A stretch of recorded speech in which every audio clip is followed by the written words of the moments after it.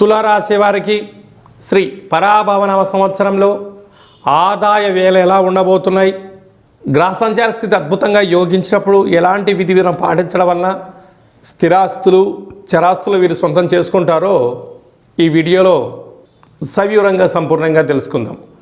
తులారాశిలో ఏ నక్షత్రాలు వస్తాయనగా చిత్తా నక్షత్రంలోని 3వ పాదం, 4వ పాదం, స్వాతి నక్షత్రంలోని 4 పాదాలు, విశాఖ నక్షత్రంలోని 1, 2, 3 పాదాలు కలిపితే తులారాశి. రాశాధిపతి శుక్ర భగవానుడు.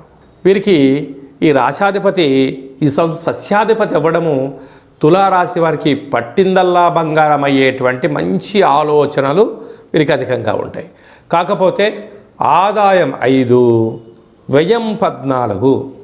చూడండి, అంటే ఖర్చులకు కళ్యం వేయకపోయినా అనవసరమైన ఖర్చులకు వెళ్ళడం, విందులని వినోదాలని ఆర్భాటాలకు వెళ్ళారా అనేక రకాలైనటువంటి సమస్యలను కొని తెచ్చుకునే పరిస్థితి చాలా అధికంగా ఉంటుంది. కనుక ఇలాంటి కాల సమయంలో వీలైనంత వరకు స్వీయ నియంత్రణ అవసరమని చెప్పి తులారాశి వారి జాతకులు చాలా గుర్తుపెట్టుకోగలగాలి.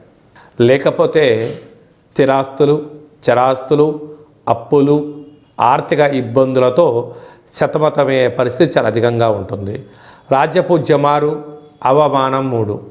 కనుక వీలైనంత వరకు ఎదుటి వ్యక్తులకు నేనున్నాను అనే భరోసా ఇచ్చేదానికన్నా మౌనము, సత్ప్రవర్తన, సాధన చాలా అవసరమని చెప్పి జ్యోతిర్విజ్ఞానం తెలియచేస్తుంది. అలాగా రాశాధిపతి సస్యాధిపతి అవ్వడం, అలాగా 2వ స్థానాధిపతి కుజభగవానుడు మంత్రివర్యులు అవ్వడం వలన అప్పులు ఇవ్వడం, అప్పులు పుచ్చుకోవడం, రెండిటి వలన మీరు భారీ మూల్యం చెల్లించక తప్పక కొన్ని సమయ సందర్భాలలో పోలీస్ స్టేషన్లు, కోర్టు సమస్యలు, ఆర్థిక ఇబ్బందులు, నిందలు, అపనిందలు మోసే పరిస్థితి చాలా అధికంగా ఉంటుంది.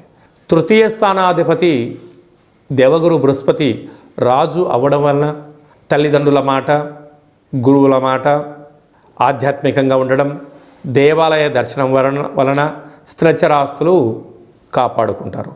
5వ స్థానాధిపతి శని భగవానుడు అక్కడ రాహు ఉండడం వలన పిల్లలు, చదువులు, అభివృద్ధి వాటిపైన దృష్టి సాధించి తీరాలి.